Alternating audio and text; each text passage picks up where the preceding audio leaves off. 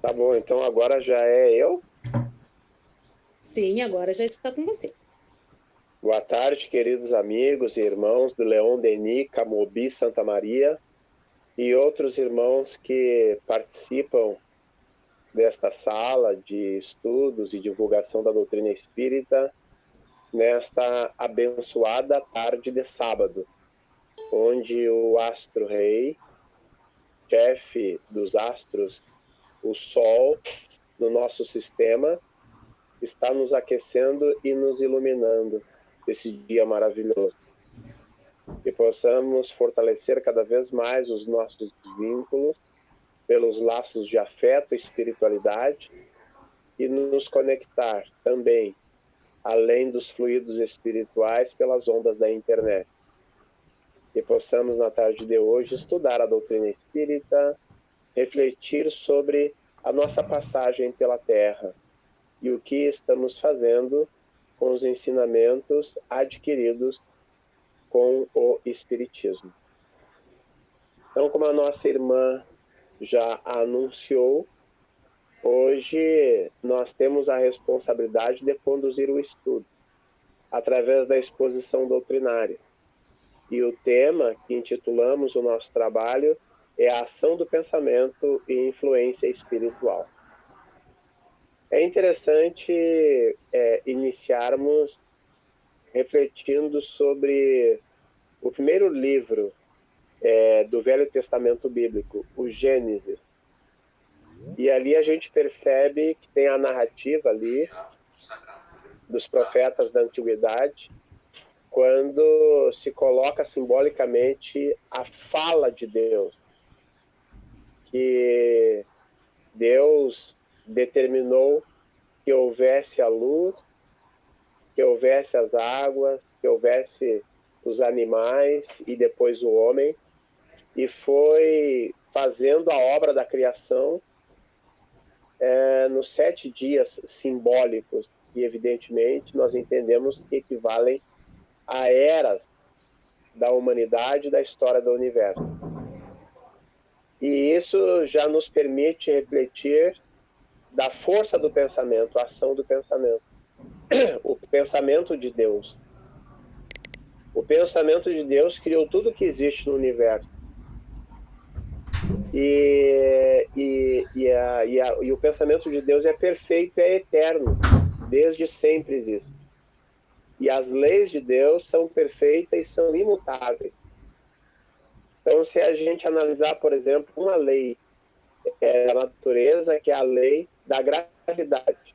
O nosso planeta Terra está submetido a uma atração que puxa todos os corpos sobre a Terra para o centro da Terra, a força da gravidade. A Terra tem aproximadamente 4,5 bilhões de anos. E desde sempre foi assim, e até o fim dos tempos sempre será assim. Porque as leis de Deus, eu repito, são perfeitas e imutáveis.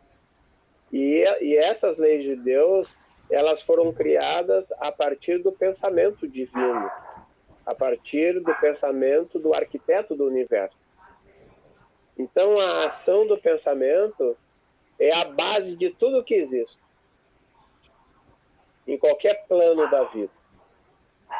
Se nós olharmos a vida à nossa volta, a gente consegue perceber o salto de progresso científico, tecnológico, de conforto das áreas da medicina, da engenharia e de diversas áreas do conhecimento humano, o quanto a humanidade progrediu desde o tempo das cavernas e num ritmo muito acelerado nos últimos 100 anos.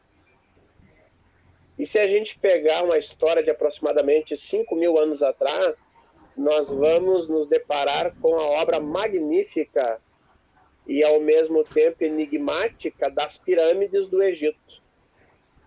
Aquelas montanhas de pedras sobrepostas, e quando os matemáticos pesquisadores vão analisar as pirâmides, eles percebem a perfeição do corte das pedras, o posicionamento das pedras as distâncias de altura, largura, profundidade, que foram meticulosamente calculadas, organizadas e construídas as pirâmides do Egito, em blocos graníticos extremamente pesados, num tempo que não se tinha máquinas de guindar, não se tinha escavadeiras, guincho e outros equipamentos que facilitam a engenharia humana da construção na atualidade.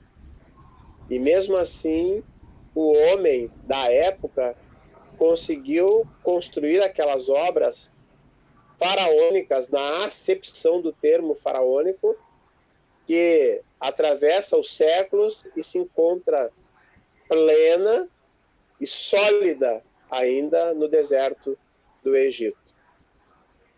E quando nós, então, entendemos que aquelas obras gigantescas das pirâmides nasceram a partir do pensamento dos faraós e dos homens mais adiantados cientificamente da época, então a gente consegue aquilatar, consegue avaliar, deduzir a força do pensamento. Tudo nasce do pensamento. O trem-bala, o avião, as grandes pontes, a própria Torre Eiffel e outras obras da engenharia fantásticas que tem na humanidade, tudo foi criada pela mão do homem, construída pela mão do homem, mas tudo nasceu no pensamento. Então, o pensamento é o fulcro gerador de tudo que existe nos dois planos da vida. De propósito, eu trouxe como reflexão o livro Gênesis, que é o livro da criação, do início de tudo, da origem de tudo. E tudo foi criado através do pensamento de Deus. Sabemos que o nosso planeta Terra, ele é parte do sistema solar. E quando uma massa gasosa provavelmente se desprendeu do Sol e formou todos os outros planetas que estão girando em torno do astro-rei, a Terra ganhou características especiais e específicas para permitir a vida biológica aqui nesse planeta como nós a conhecemos. Então, quando a gente estuda o livro A Caminho da Luz, narrado pelo Espírito Emmanuel, através das mãos maravilhosas, abençoadas da psicografia de Francisco Cândido Xavier, a gente aprende que Jesus de Nazaré recebeu diretamente das mãos do Criador o planeta Terra em condições rudimentares, lá no início do planeta, 4,5 bilhões de anos atrás. E evidentemente que naquela época não era possível a vida aqui. Mas, assessorado pelos engenheiros siderais, espíritos de ordem superior, Jesus Cristo acalmou as convulsões telúricas do nosso planeta. E num trabalho abençoado de aproximadamente 3 bilhões de anos, então a Terra ficou em condições de receber a vida aqui, no berço tépido, aquecido dos oceanos onde nasceu a vida. E essa narrativa ela é importante para a gente entender que só existe um Criador, que é Deus, nosso Pai, inteligência suprema, causa primeira de todas as coisas. Mas quando eu coloco que os homens do Egito criaram as pirâmides, os engenheiros na volta do mundo criaram obras maravilhosas, e cada um de nós certamente já tem a nossa criação de alguma coisa que a gente inventou, que a gente construiu, a gente também aprende com a doutrina espírita que existem co-criador em plano maior e co-criador em plano menor. E Jesus Cristo é um desses co-criadores em plano maior, prepostos do Criador, que ajudam a organizar os mundos, os planetas. E Jesus conseguiu organizar o planeta Terra com seus assessores nesse período de aproximadamente 3 bilhões de anos. E, incrivelmente, esse trabalho, embora pareça prolongado, todo ele foi feito a partir do pensamento do Cristo. quanto mais elevado for o espírito, mais apurado é o seu pensamento e mais elaborada, portanto, são as suas obras. Então, a ação do pensamento, eu repito, meus queridos irmãos, é responsável pela criação de tudo que existe. Evidentemente que primeiro nasce a imagem do pensamento. O nosso pensamento tem uma imagem. Essa imagem é projetada na nossa tela mental. Mas também é possível que numa conexão com seres de outra dimensão, os espíritos desencarnados, alguns tenham acesso a visualizar a imagem projetada na nossa tela mental a partir do nosso pensamento. Então, os espíritos que sintonizam na mesma faixa vibratória do que nós não precisam adivinhar o que a gente está pensando. Mais do que isso, eles simplesmente conseguem visualizar o que nós estamos pensando, porque o nosso pensamento gera uma imagem. E essa imagem, a rigor, é o que nos identifica espiritualmente.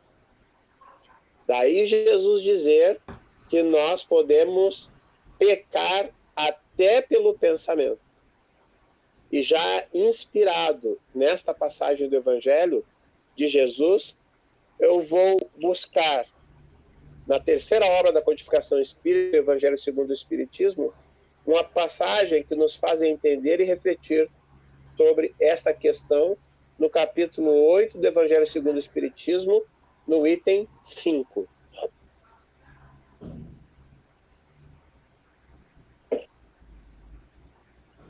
Diz assim: pecado por pensamento, adultério. Aprendestes o que foi dito aos antigos: não cometereis adultério. Mas eu vos digo que todo aquele que tiver olhado uma mulher com um mau desejo por ela, já cometeu adultério com ela em seu coração. Quem recolheu essa passagem de Jesus foi o seu discípulo Mateus. Mas Kardec vem aprofundar a questão dizendo: a palavra adultério não deve ser entendida aqui no sentido exclusivo de sua acepção própria, mas em sentido geral.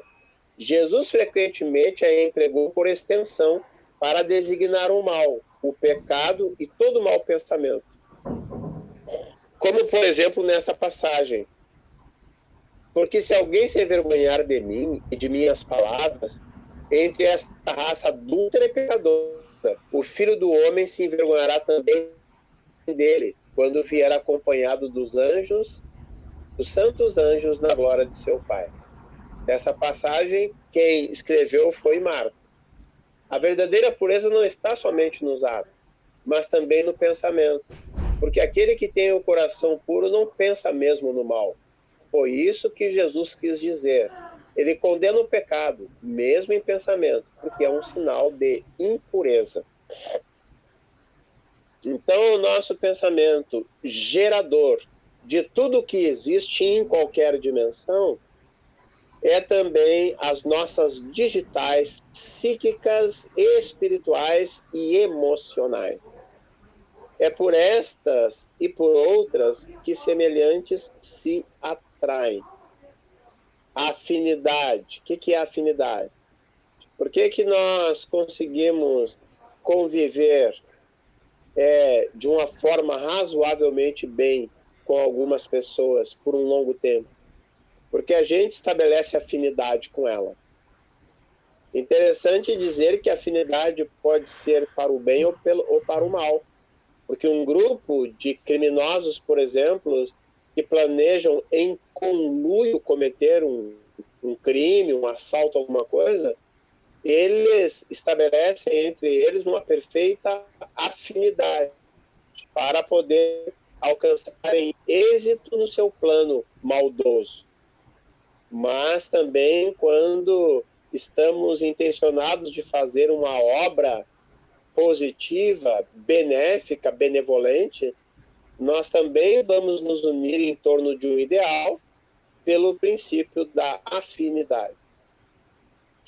E entre outras coisas que nos aproximam das pessoas à nossa volta, é a questão do pensamento. porque não são poucas as vezes que a gente simpatiza com a pessoa logo no primeiro contato com ela. E como isso pode ser explicado se a gente não a conhece, não conversa e não tem maiores informações sobre aquela pessoa? Entre outras coisas, é a influência do pensamento, a ação do pensamento. Porque quando falamos em ação e influência do pensamento, dos pensamentos, isso não vale exclusivamente para os espíritos desencarnados ou para a nossa relação com seres de outra dimensão. Não. Também de encarnado para encarnado funciona a lei da afinidade e a influência dos pensamentos.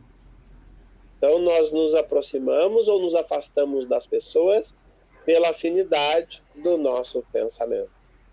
Mas quando falamos em afinidade, também é importante salientar que existe a sintonia, que é diferente da afinidade. A afinidade é um nível moral e espiritual permanente que nos identifica aonde nós andamos, o que pensamos e o que fazemos. Mas a sintonia é uma postura mental, espiritual, temporária, que a gente possa estabelecer para o bem ou para o mal. Então, por exemplo, nós não temos afinidade com determinada área de habilidades manuais, por exemplo, culinária. Nós não temos afinidade com essa área. Entretanto, se a gente tiver uma boa orientação de um mestre de cozinha, de um chefe da culinária, nós podemos confeccionar um prato diferenciado sobre a orientação daquela pessoa. E nesse instante que estamos fazendo aquela atividade, estaremos em sintonia com aquela pessoa, embora a gente não tenha afinidade com aquela área. Isso vale para a espiritualidade também. Porque se a gente tem afinidade com certos espíritos, lá pelas tantas, pela lei de sintonia, a gente consegue se desconectar desse nível dos espíritos e acaba sintonizando com espíritos de outra estirpe, para o bem ou para o mal. Eu trago um exemplo bem interessante para que a gente consiga entender a diferença entre sintonia e afinidade. Por exemplo, se o Dr. Bezerra de Menezes precisar se manifestar num ambiente onde não tenham médiums de qualidade moral muito elevada, vamos dizer, e no meio desse grupo esteja o Luiz Alberto Santos, e Bezerra de Menezes precisa, de qualquer forma, trazer uma mensagem àquele encontro. Então, é certo, eu falo por mim, que o meu nível espiritual não me coloca em condições de ter afinidade com Bezerra de Menezes. Mas como aquela mensagem se faz necessário naquele encontro, naquele grupo, então, pela lei de sintonia, Bezerra de Menezes consegue fazer a conexão psíquica, mediúnica, e o Luiz Alberto vai passar uma mensagem de Bezerra de Menezes pela sintonia, não por afinidade. Num outro viés do ensinamento ou da reflexão, vamos pensar que um espírito obsessor precisa trazer uma mensagem num ambiente onde não tem um Luiz Alberto da vida para trazer aquela mensagem do obsessor. E neste ambiente estaria, por exemplo, nosso irmão Francisco Cândido Xavier, como um médium, ainda no seu tempo de encarnado. E aquele espírito obsessor, precisando trazer uma mensagem, não encontrando um Luiz Alberto da vida, pode trazer a mensagem através de Chico Xavier. Que neste caso é um espírito encarnado mais evoluído do que o espírito desencarnado. Para que esse espírito obsessor traga uma mensagem por Chico Xavier, é necessário adequar a sintonia entre os dois, considerando que se encontram em faixas vibratórias diferentes. Para concluir a reflexão do tema e do assunto, quando o obsessor quiser se comunicar por Luiz Alberto, aquela comunicação vai ser bem fácil já que Luiz Alberto e o obsessor têm afinidade. Quando o Bezerra quiser se comunicar com o Chico Xavier, a comunicação vai ser fluida, fluente, porque Bezerra de Menezes pode estabelecer perfeita afinidade com o Chico Xavier. E tudo isso a partir dos nossos pensamentos.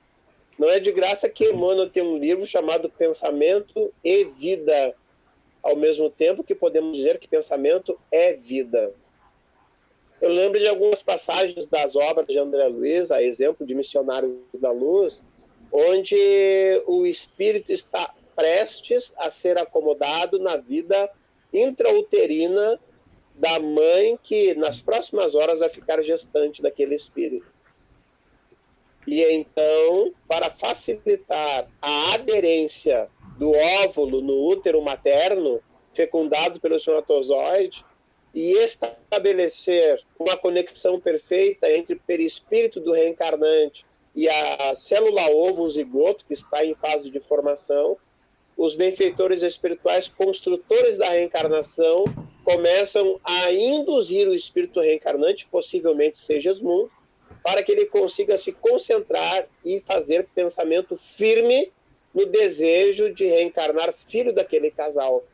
E pela força do pensamento é possível, então, estabelecer tanto a conexão magnética do perispírito com a vida intrauterina da mulher, e inclusive a ponto de selecionar a melhor escolha dos espermatozoides que vão fecundar, que vai fecundar aquele óvulo que vai ser o futuro corpo daquele espírito. Então a gente vai entendendo a profundidade da temática e a complexidade do pensamento. E olhando nessa perspectiva, então entendemos que pensamento é vida. É a partir do pensamento que se gera a vida. Mas quando falamos em influências espirituais, então a gente aprofunda a questão através do Livro dos Espíritos e vamos diretamente naquela pergunta clássica que quase todos nós sabemos de cor e salteado, que é no livro 2, capítulo 9, Intervenção dos Espíritos no Mundo Corporal.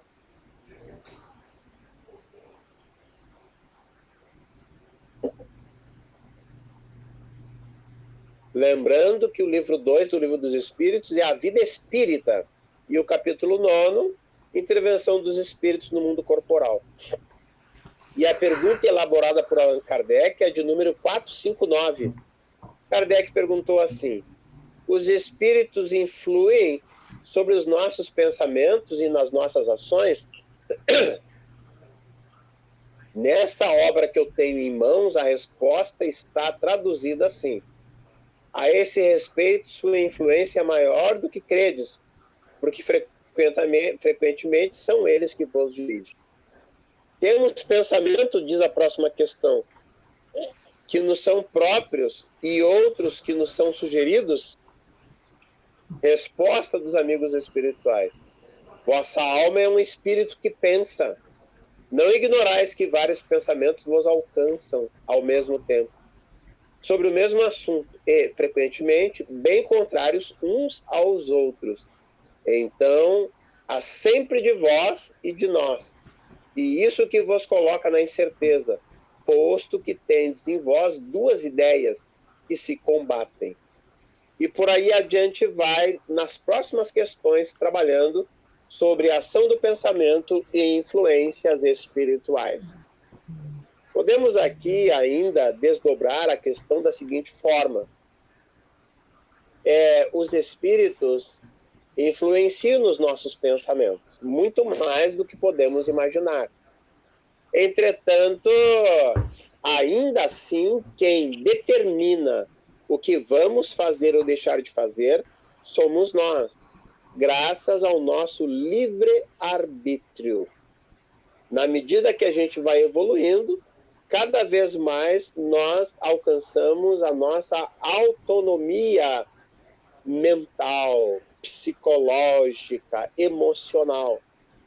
E conseguimos dar conta de vencer as más inclinações que vêm de dentro e as más influências que vêm de fora.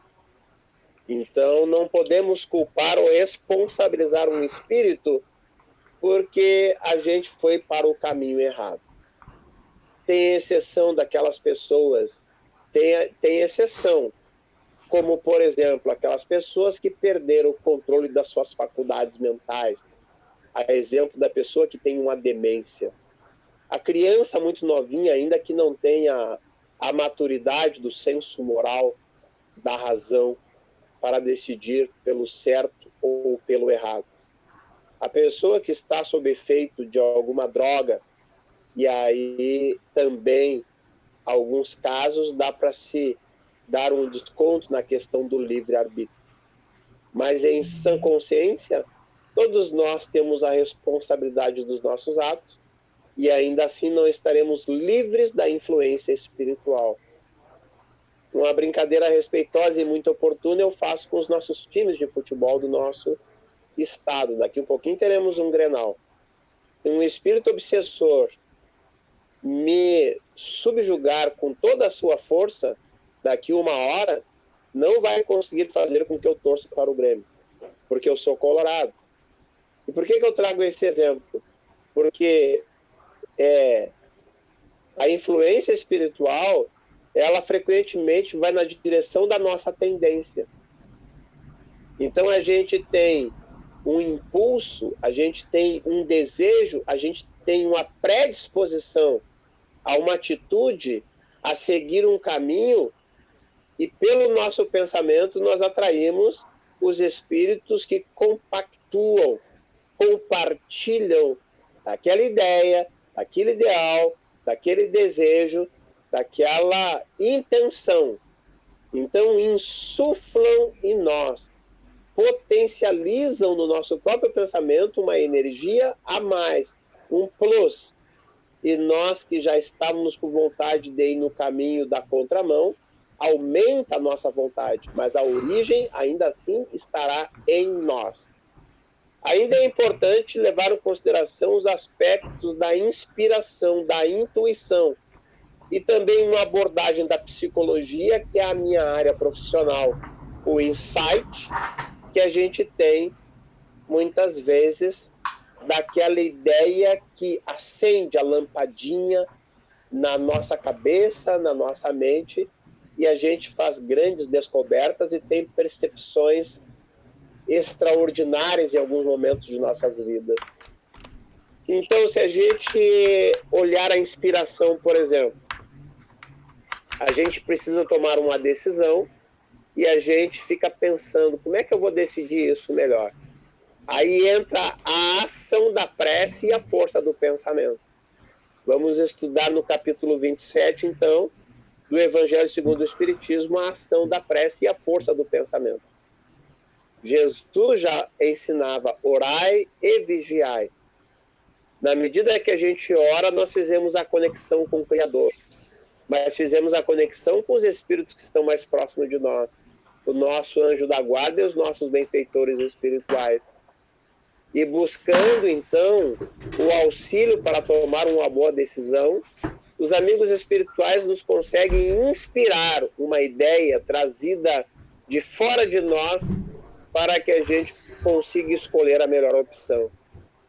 Mas é possível também que, através da prece ou da introspecção, a gente consiga buscar nos refolhos da nossa alma, nos arquivos da nossa memória, algum tipo de experiência que a gente já tenha passado.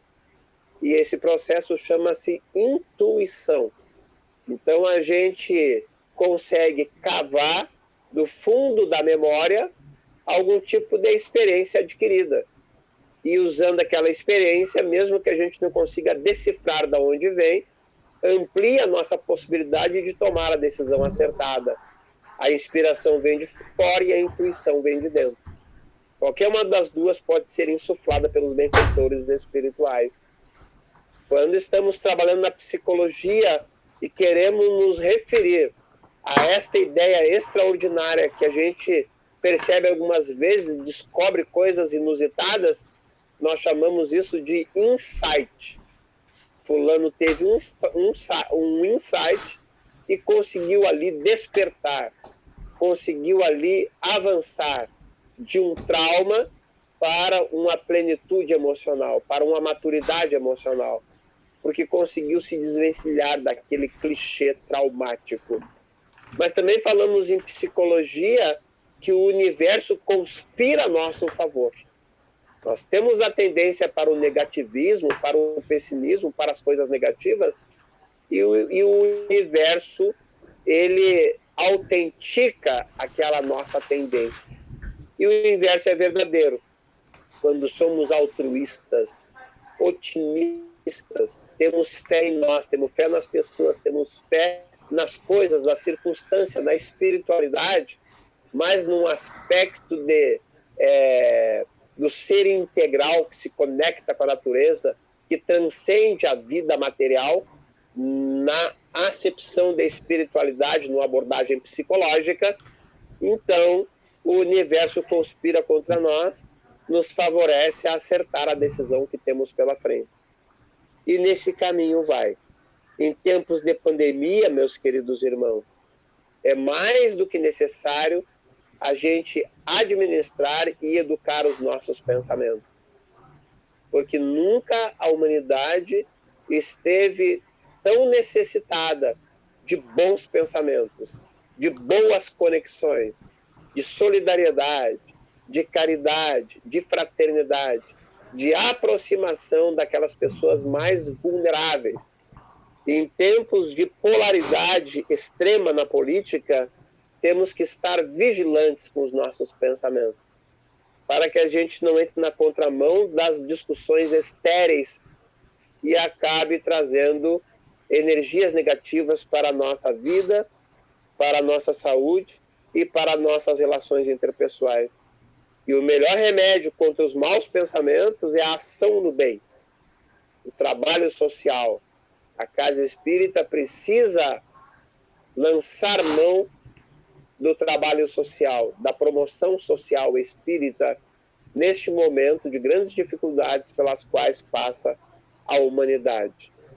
Então, já encaminhando o encerramento da nossa exposição e das nossas reflexões na tarde de hoje, meus queridos irmãos, é enfatizar que a ação do nosso pensamento é responsável por construir e elaborar tudo aquilo que gira em nossa volta. E as influências espirituais estão diretamente relacionadas à nossa maneira de pensar. O ditado antigo dizia assim: me diga com quem andas e eu te direi quem és. E com essa abordagem do pensamento, podemos dizer assim: me diga o que pensas, eu saberei quem és. E a partir disso, eu saberei com quem tu andas. A gente define, repito, as nossas digitais moral e espiritual pelo nosso pensamento. E a partir daí estabelecemos as nossas conexões com seres da outra dimensão, seres espirituais ou mesmo pessoas encarnadas com as quais cruzamos no dia a dia de nossas vidas. Que possamos refletir profundamente sobre isso, trabalhar a nossa reforma íntima, começando pelo nosso pensamento, trabalhando a nossa verbalização e, por fim, colocando em prática as coisas que nós pensamos e as coisas que nós falamos. Que Jesus nos abençoe. Por enquanto, era isso.